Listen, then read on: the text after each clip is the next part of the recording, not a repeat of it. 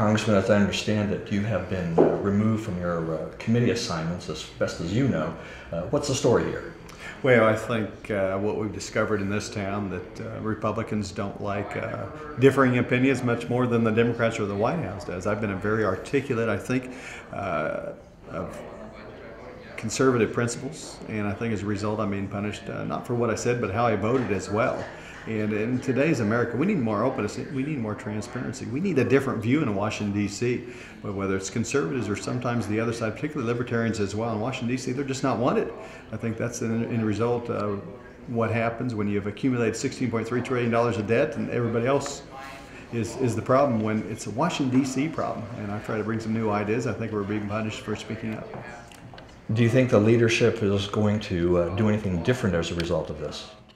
Well, I think this is the way you set the ground for no dissent. This is the way you set the ground and the framework for abandoning other conservative principles. I think by the end of the year, I think our leadership is going to propose to raise taxes and do what the president wants. And again, I think that's economic foolishness as well as political stupidity.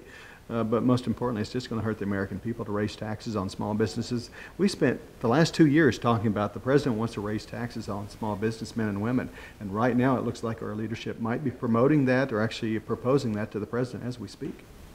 If conservatives are going to be treated like this by the leadership, why would anybody want to run or be a Republican?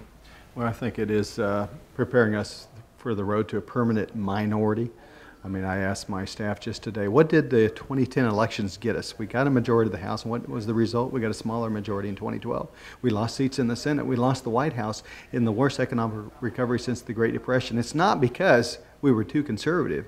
It's because I believe we've abandoned conservative principles and lost a segment of the electorate that just stayed home and said, you know what, we need to reach out to young people, we need to reach out to libertarians, we need to reach out to conservatives, and we need to expand the reach of not only the views of the Republican Party, but most importantly the free market views that have driven and promoted our country's economic growth for decades.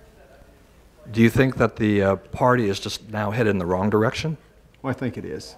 And when you see an institution that's failing, oftentimes the first thing is to lash out the folks that have identified the problem. I think that's what we're occurring now. Hopefully we'll move past that. Hopefully in today's age of new media, you know, it isn't like you can control your message anymore.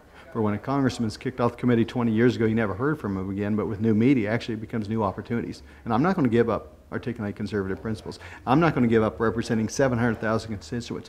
They deserve to be represented, whether they're in Virginia, whether they're in Ohio or California in particular leadership roles. They deserve to be representative. And I think there's a conservative majority out there. They just can't trust the Republicans anymore.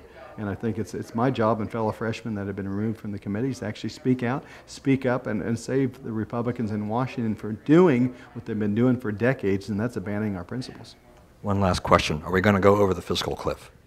I think our Republican leadership might be promoting a tax increase and proposing that to us. You know, this fiscal cliff was created by the same folks that are meeting behind closed doors. It was the president, it was Harry Reid, as Speaker Boehner actually came together with this deal.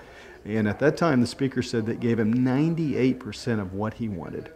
Now, I'm trying to remember what was good about 2% of this deal, but this has created this fiscal cliff. Republicans, a long time ago, should have every week pushed and talked about it, perhaps every month, voted on extending the Bush-Obama tax rates. That's going to drive the economy down, and I think the president doesn't mind that happening, and right now too many Republicans are worried about how they're going to get blamed rather than trying to solve this situation. Great, thank you. Okay, thank you.